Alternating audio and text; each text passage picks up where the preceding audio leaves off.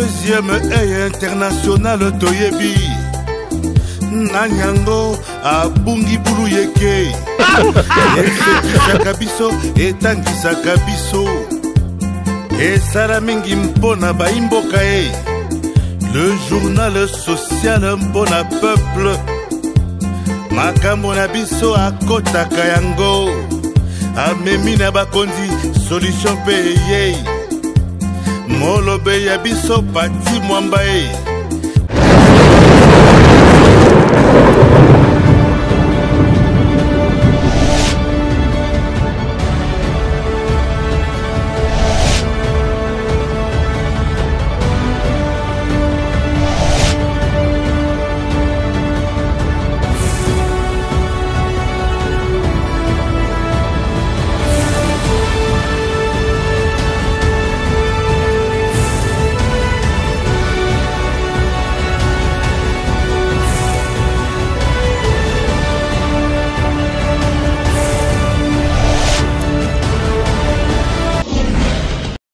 Le continent africain s'engage dans une dynamique de recherche de voies et moyens d'atteindre sa souveraineté alimentaire grâce à son énorme potentiel dans le secteur de l'agriculture. C'est dans cette optique que le Sénégal abrite du 25 au 27 janvier 2023 le deuxième sommet sur l'alimentation en Afrique organisé par la Banque africaine de développement.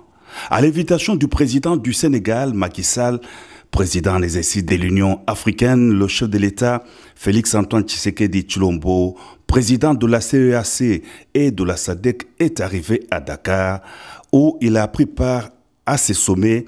Parmi ses homologues, une vingtaine de dirigeants africains attendus à ces assises. Dans son discours de circonstance, le chef de l'État sénégalais a indiqué que ces sommets visent à impliquer l'Afrique dans le chemin des solutions, la mettant dans les perspectives d'une agriculture moderne pour sa souveraineté alimentaire au-delà de la résilience. Le président Macky Sall a invité ses pairs à gagner le pari de la production agricole pour enrayer la sous-alimentation.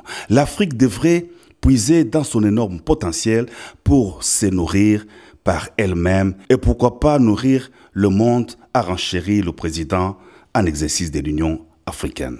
Les chefs d'État se sont succédés pour parler de l'expérience de leur pays dans le domaine de l'agriculture. Le président de la République, Félix-Antoine Tshisekedi Tshilombo, a d'entrée de jeu remercié et félicité le président Macky Sall et la Banque africaine de développement pour cette initiative inédite permettant de mettre le chef d'État face aux bailleurs de fonds et autres associations, avant de souligner que dès son avènement à la magistrature suprême, il a pris l'option de diversifier l'économie de la RDC à travers deux grands secteurs, à savoir l'agriculture et les minéraux, très convoités par les agresseurs du pays.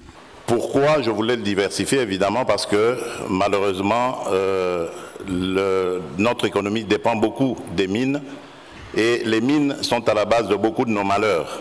La preuve, en ce moment, nous vivons encore un de ces malheurs par l'agression rwandaise contre mon pays. Et ça fait plus de 20 ans. Je fais une parenthèse justement parce qu'il fallait que j'en parle. J'ai entendu beaucoup parler de l'agression russe en Ukraine, mais on oublie souvent celle qui a plus de 30 ans et qui est causée par un des voisins de la République démocratique du Congo. Et donc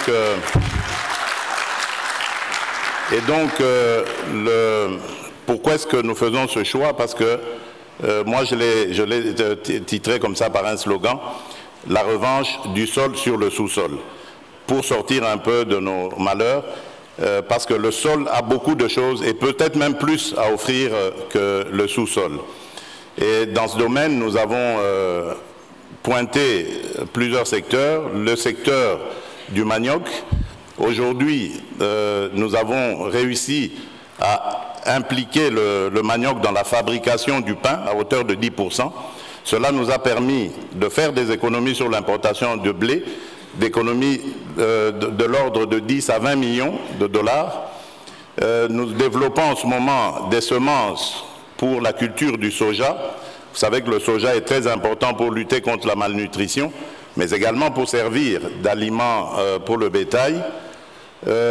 nous faisons aussi dans la formation des moniteurs agricoles qui reçoivent un renforcement de capacité et qui, le moment venu, vont descendre sur le terrain pour encadrer les paysans. Nous avons mis un accent sur la mécanisation. Aujourd'hui, nous sommes en mesure de dire quels sont nos besoins dans ce domaine. Nous avons lancé un plan très ambitieux que nous avons appelé le plan de développement des 145 territoires. Ce sont les 145 territoires ruraux qui forment la République démocratique du Congo. Et ici, le but est de doter chaque territoire d'une brigade agricole. Et c'est à ce moment-là que ces moniteurs iront auprès des paysans pour les aider à maximiser leur travail et leur profit. Évidemment, nous mettons l'accent sur la jeunesse en développant des agences d'appui ou de garantie pour l'entrepreneuriat des jeunes et des femmes. Aujourd'hui, nous sommes en mesure de dire que ces deux catégories de la population sont accompagnées. La RDC est en marche. Elle est en train de s'élever, a dit le président de la République, soulignant que le pays a besoin d'accompagnement pour la paix et la stabilité. Les besoins également d'énergie pour développer les industries. À propos justement des industries, 8 sites sont identifiés à travers le pays et 3 zones agro-industrielles ont été développées, a indiqué le président de la République. Les chefs d'État participant aux travaux se sont ensuite retrouvés au cours d'un panel après leurs différents exposés.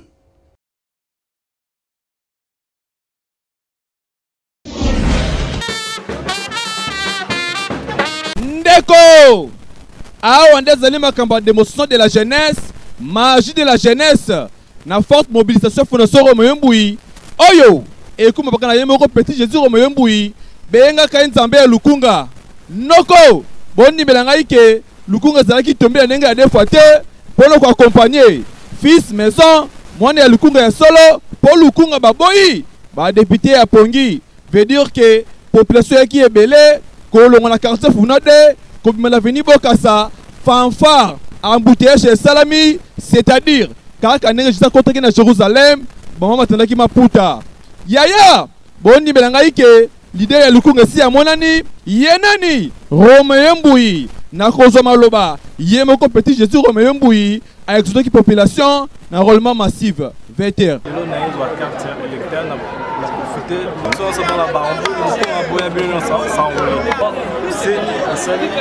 Moyen pour la carte bien. La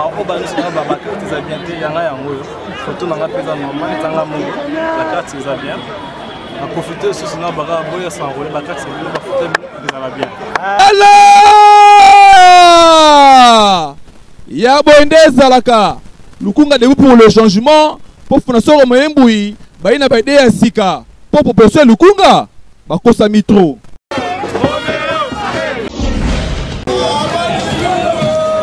Noko na ngai nani acheki point na ba jeune ke ba okota sous parlementaire o mikosi na yo tala jeune yeyo Diamant Mbilisi oyo azali moko ya ba cadre INC parti cher ya président Vital Kamerhe pe azali moko ya mwana yolo ya solo pe mwana kalamu véritable molobela bana funa akendaki ko s'enrôler elongo na base na ye boni melangai ke fanfare na mupanzi na se ya mvula ya makasi atambola makolo inde loyembo kaka ndenge bozali komona ti akoma awa na école mission na Yolo Sud akota te akota alakisa identité na ye complet et bongo photo bakanga chweke carte ebimaka te carte ebima ne bimiseli na ye boyo kanenga communiquer boye lelo Kalamu et s'est décidé et à accompagner Oyo Azali prétendant candidat à bango potentiel naé pour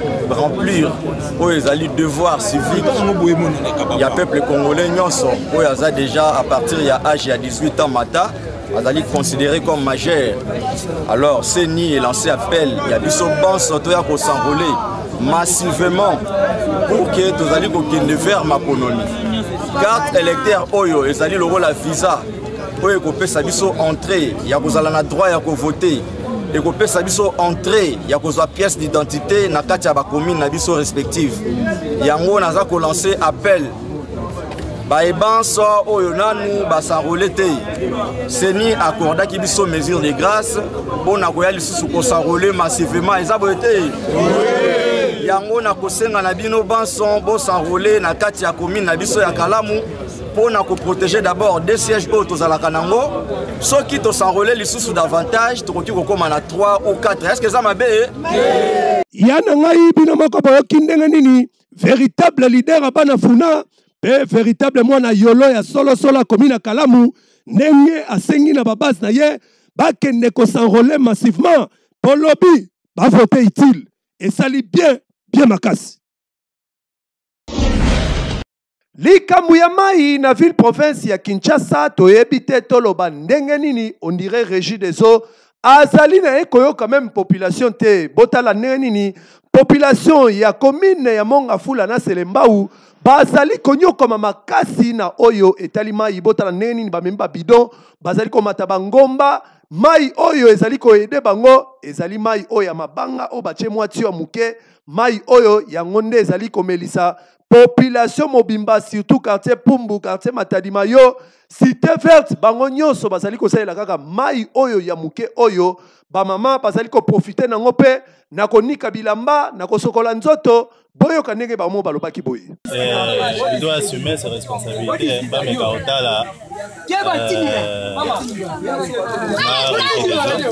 grand fournisseur d'eau pour restaurer la situation.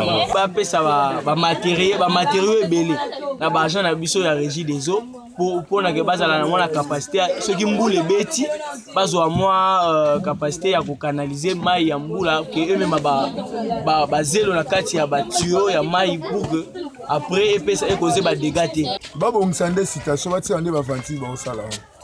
Mboka normal ewoza na niveau te. Esala mai esala une semaine mai ezo bimate. Naza ndenge Régie ba sa misa ndenge sengeli. Konza mboka zo mona te ba Régie bazo ba frère ba mitindo. Bazo landa te ndenge sengeli ke batu balande ba tuyau na bango eza bien pour pesa mai. Ba mai mo batu ba mai mo pe salité. Ba mai mo pe malonga pété. So atini mai net bazo yokana. 4 heures. Si c'était mai ke. Bien msusu bola mkaboye boye ti ta basa hôpital ta mai ezaki. Tozo nyoka mapapa ndena za boye na lembi kingo ko tondo passe na epi te sombo na ozwa na mina takisi. Papa mele baso solution. Boye to kokufa. Boye za pinza vite pinza. Boye to kokufa. Oh 5e chuma ezo bimate. To nyoka pinza to baluka pinza soso pinza to lembi yango. Sengeli bango pena bazwa responsabilité ya koyeba au juste nini pourquoi peuple azo souffrir. Et pourquoi peuple azo kangama, pourquoi peuple azo nyokama pona kolia? Et loko kaya muke uyo boye peuple azo nyokama nango. Tala degré. Pona lungwana koma ti na veni Pumbu kuna. Eza musika. Toko senga na bakonzi ya Régie des eaux baleka na kotala likambu ya mai na ville province ya Kinshasa ezaka kate na commune ya Mongafula to Selembau te mais ezali Kinshasa mobimba oyo bazali ko souffrir na problème ya mai ekomi pasi na ndenge ya kosakana te poto yebite soki mai oyo to futela ngo na Tchad to na Rwanda to na Zimbabwe alors que za mai na biso moko esengeli to zongo malamu oyo esali bien te. Bonjour. Bonjour. Nazo luka agence Assir pour na voyager libanda mboka. Agence Assir. Mais yango Africa Travel. Toke ta accompagner yo. Étudiante finaliste dans la agence de voyage ya sûr crédible oyo koki ko voyager na facilité nyonso yango yo Africa Travel ya mwana mboka Muzembo apesi bino voyage ya Chypre.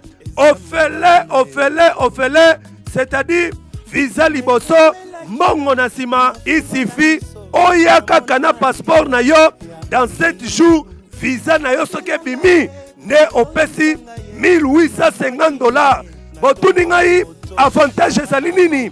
Avantage esali, kaka na $1850 na yo, ozali na droit inscription, visa, plus frais académiques. Noko na ngai kobuka na te yo étudiant tala place ya sur yango yo ba escroquer bino mingi awa bacheli bino visa ezali ofele visa liboso mbongo na sima noko na ngai okanisi esili jakoko esila bango awa na Africa Travel bazali na baservice yele lokola vente de billets d'avion, assistance visa de type, visa d'affaires, visa touristique, otuningai adresse, swabik na bateau koma, bazali na commune Lemba, na route bypass, en face ya église résurrection, na quartier école, na avenue Lou, numéro 2. Tope benga bango, na ba numéro ezali affiché, na écran na bino. Yebela.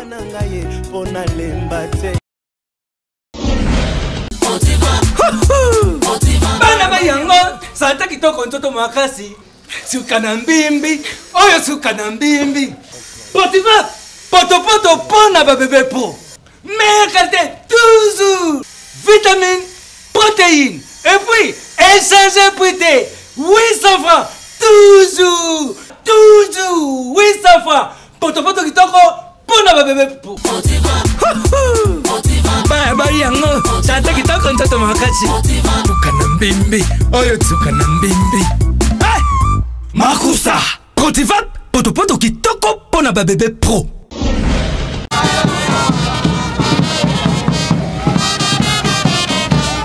Noko na ngai kilengo ma véritable mwana masina pe molobele bana chango pe moko ya ba disciple ya chef de l'état Félix Antoine Tshisekedi Tshilombo akendaki kokokisa devoir civique na ye, c'est-à-dire ko s'enrôler elongo na base na ye kaka ne bozali komona atambola makolo akota poto avenue par avenue bien ba fanfare na mupanzi eza kobeta ebongo loyembo akende inde kaka ne bozali komona elongo na base na ye akoma awa na école Saint-Boniface akota kate akota apesa identité na ye complet ebongo photo bakanga e chweke ebongo carte ebimaka te carte ebima ebongo base baganga na ye na accomplir engagement nanga civique ndenge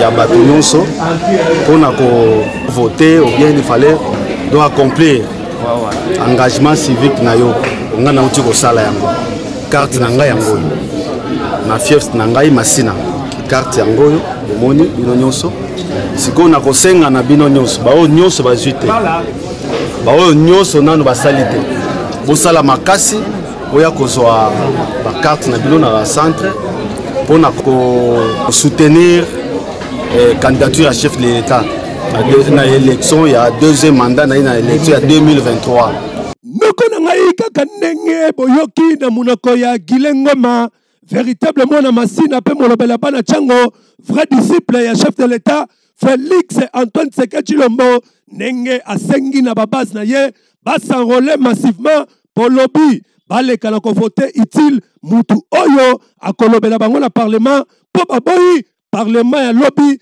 ezala ya bapongi ya lobi deuxième mandat ezaka Félix Antoine Tshisekedi Tshilombo.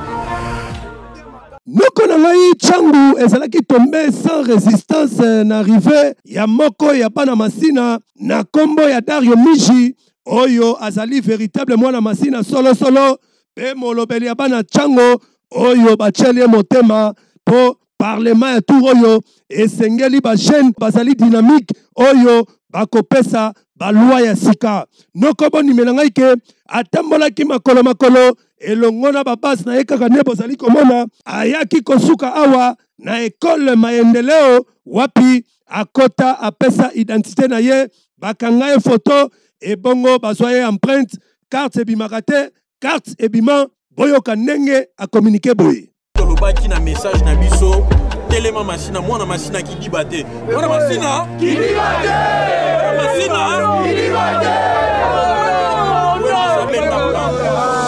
Benda plan autant que l'élection de sanctionner Bayuma tout.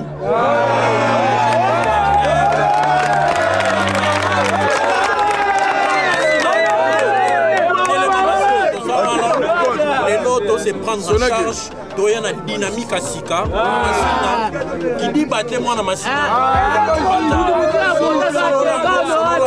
un message qui dit battre benda plan na yo auto sanctionner ba yuma tout noko na ngai bino moko boyoki ndenge molobeli ya bana Tchango Dario Miji ndenge a communiqué na babase na ye bakende ko s'enrôler massivement pour lobby ba voter utile batu oyo bakolobela bango na parlement et bongo bana Tchango balobi ezali likambo ya lisu likolo lisu et bongo opération kangelongi et bongo boya lisusu kokosa bango oyo oyebela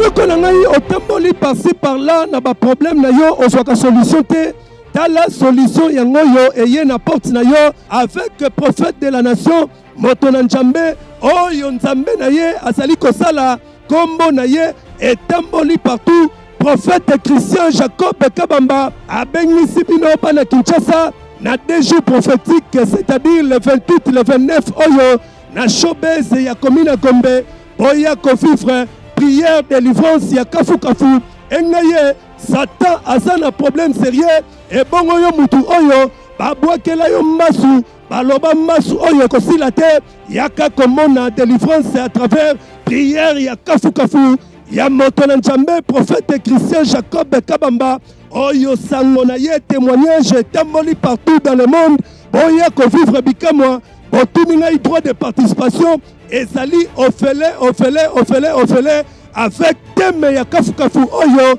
bacheli bino na pointe qui dit-on que je suis noko kobukana te papa mama mwana ya Kinshasa nyonso Brazzaville boyo keloko yo boya lombangu na 2 jours prophétiques oyo le 28 le 29 ekoyina mabe po ba chaîne ekotombe. Je viens vous présenter un Dieu vivant dans le ciel. Un Dieu, il fait des choses aux yeux de tout le monde. Nous prophétisons. Tu me dis donne la vie et moi je donne la vie. Et après tu vois cette vie se manifester. Amen. Je reçois. Tant que tu mets cette offrande, je vois en écrit Sandra. C'est ma femme. C'est ta femme. L'intention de ton offrande, c'est pour que Dieu te donne les enfants avec ton épouse Sandra. Oui. Bien sûr que bana Nzambe botuni ngai showbiz ezwami wapi ezwami awa na Colonel Monjiba en face na Itex Africa soki otali na ngambu okomona showbiz le 28 le 29 oyo avec prophète Christian Jacob Kabamba ekoyina mabe ba chaîne ekotombe.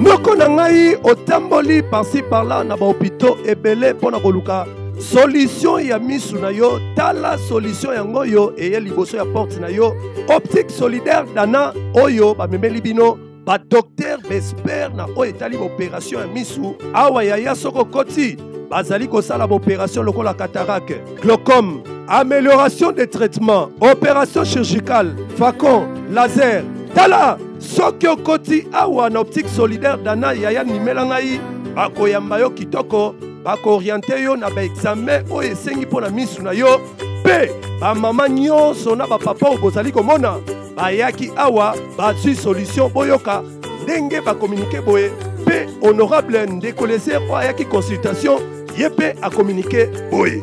Napesa témoignage le premier jour que j'ai visité Solidaire Optique na loba na bato boye ngai bazali kotala nga miso aux États-Unis nakenda nazwa lunette oyo uta États-Unis ezalaki lokola ote parce que ezalaki lunette ezo protéger te contre le rayon tangu na awa na tali matériel na comparé na oyo na mona aux États-Unis eza matériel moko donc il y a quand même un Congolais qui a fait ça même temps basali linga lunette oyo omoni ba lunette misusu basali la kabiso moi lumière et kota kandenge lokola misu na eza protéger te mais oyo avantage nango ndenge zo mona ngwana eza na nyonso mibale na komona pembeni na kotanga nango na kotambola nango na komona musika ainsi de suite et puis ba lumière eza la ba lumière à téléphone ya télévision ya ordinateur ezo suka na ini wana donc et ceux qui omoni ba machine même ceux qui botier muto a comparer a koyeba ka que ba memeli biso poto na Kinshasa.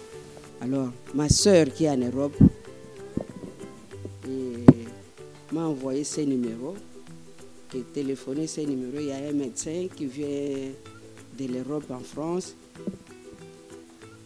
qui va venir au Congo.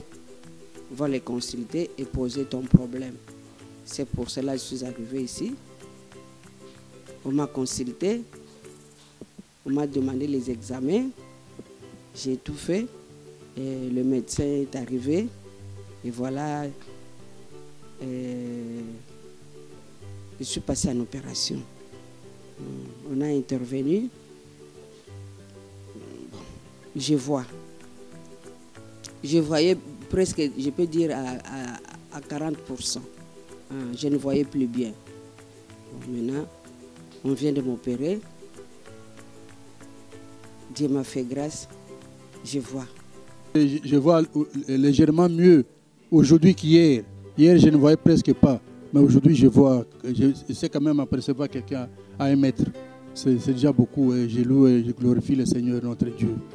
Noko na ngai bokanisi esili tente esili bongo te awa bazali pe na pharmacie bazali pe kotekisa balinete ya bamarke nyonso banti soleil na bagriffe lokola Versace, Gucci pe bagriffe ya ndenge na ndenge. Okokuta optique solidaire dana ezwami nango musika te eza na boulevard du 30 juin na galerie Albert pe lisusu ezwami na nouvelle galerie présidentielle tope obenga bango na ba numéro oyo ezali affiché liboso ya ba écran na bino yebela.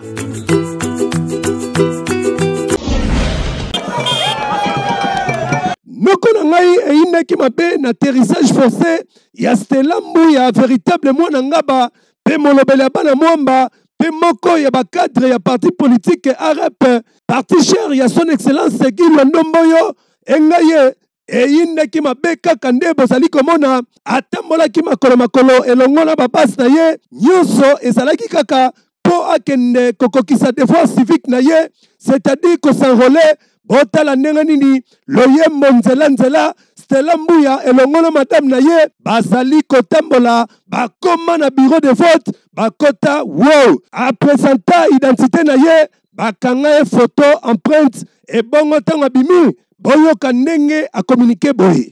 J'ai ya sensibilisation pour l'enrôlement ndenge tozalaki kosala depuis toujours.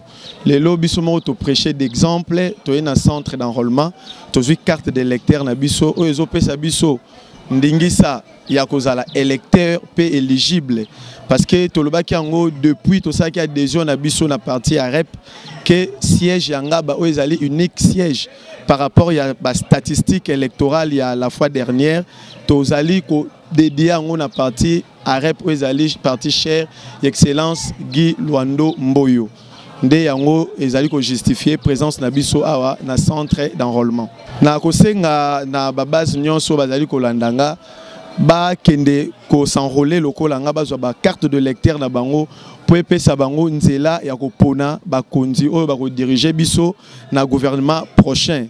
Et puis, la carte d'électeur, des tenant lié, il y a la carte d'identité. Depuis un certain moment, tu as une carte d'identité et tu as transfert d'argent pour retirer une institution bancaire, tout ça. Tu as exhorté la carte d'électeur.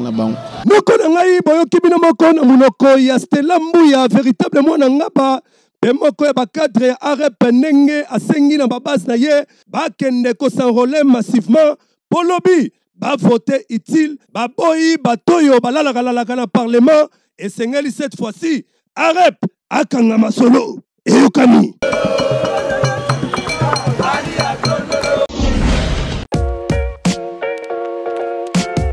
Na occasion, il y a lancement peu présentation, il y a boisson gazeuse na ye ya sika yuzu. Brasserie number 1, Bracongo, a salisaki mobange na point de presse. Samedi 20 janvier 2023, kuna na musée national, na commune ya Lingwala, Monsieur Mathieu Bekanga, directeur commercial P marketing. Monsieur Pierre Sanakiakou, responsable ya département commercial, na Madame Hélène Kitenge, oyazali, responsable ya marque, bazalaki liboso ya ba journaliste pe ba tenancier ebele oyo ba répondaki positivement na invitation ya brasserie number 1 Bracongo. Après présentation, naba remerciement ya bandeko bazalaki présent, Madame Hélène Kitenge a la kisaki que produit oyasika yuzu et salemi pona ko répondre kaka na ba besoin ya ba consommateur congolais denge boyebi que brasserie number 1 Bra Congo société ya ba innovation yuzu à base ya citron ezali na goût ya 2 fois te ezali ata na conséquence moko te na santé moto nyonso akoki komela yango ba étudiant ba fonctionnaire ba journaliste surtout ba sportif ezali na goût ya 2 fois te ba kinwa nyonso basengeli komela yuzu na ba fête na bango to na ba cérémonie ya ndenge na ndenge yuzu à base ya citron ezali na bouteille ya 50 centilitres 1300 francs ya pamba pe 30 centilitres na 1000 francs ya pamba ezali koteka mabisika nyonso na Kinshasa na ba marché public na ba boutique ba bar ba terrasse na ba supermarché ezala pe na ba alimentation brasserie number 1 Bra Congo epesi na ba kinoa pe ba congolais yuzu pour plus de fraîcheur ba journaliste pe ba tenancier batunaki ba question ya ndenge na ndenge kasi bazalaki très satisfait na ba réponse bazwaki. Alors je parlais d'un prix abordable, donc à la bouteille le format 50 à 1300 et le format 30 à 1000 francs. Alors pour nos partenaires que vous êtes dans l'assemblée ici, effectivement le casier donc à 20 000 francs, le casier de 24 qui est donc le casier du format 30 centilitres et ensuite on a le casier de 50 avec 20 bouteilles qui lui est à 21 650. Boye baka yuzu ezali marque ya sika awa na République démocratique du Congo kasi na ba couleur nango vert jaune et si ndimama na plus de 30 pays ya monde entier bipa ezali na succès ya 2 fois te awa na Congo surtout na Kinshasa la capitale brasserie number 1 Bra Congo balobi bopesa yuzu confiance bokozala jamais déçu. Ndako ya Congo awa yuzu akoti na terrain meka oko sentir esali bien. Bina mama balinga mingi na bandaku na bino eseksa bino makasi bulu ekalelo mutuna na tunami tolanda.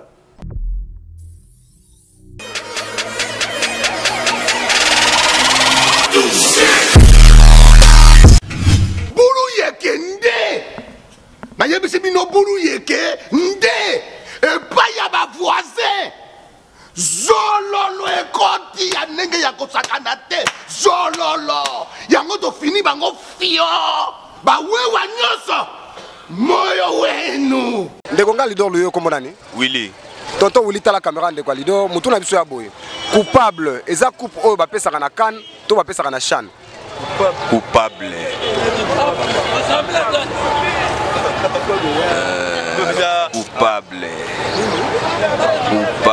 coupable eza coupe oyo bapesaka na CHAN to bapesaka na CAN coupable ezali eloko moko neti ya lisanga eza ya bapesaka na CAN te na nini mpe te mais eza coupable eza eloko moko neti lisanga lokola ya parti politique to ya ONG bon eza lisanga neti famille yango babengi mutu na biso ya boye coupable eza coupe bapesaka na France na CHAN obe na Coupe d'Afrique coupable bon eza pe coupe bapesaka na France te na Coupe d'Afrique te coupable bon wana coupable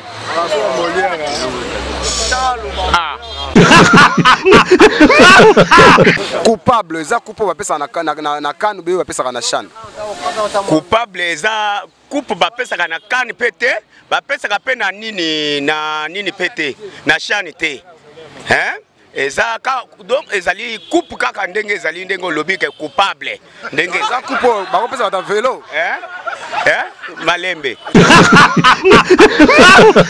mutu na biso ya boye coupable eza coupe oyo bapesaka na CHAN obe bapesaka na CAN. Coupe nini? Coupable eza coupe oyo bapesaka na Coupe d'Afrique obe bapesaka na CHAN. En tout cas, wana vraiment ils ont un peu moins passé hein. Ils ont moins passé vraiment. Eza coupe oyo bapesaka na CHAN obe bapesaka na coupe na pa na biso na eza coupe oyo bapesaka na CHAN. Yango babengi coupable. Yango babengi coupable tokeka ndenge wana. Olobi ni ingénieur. Na visa coupe oyo bapesaka na CHAN.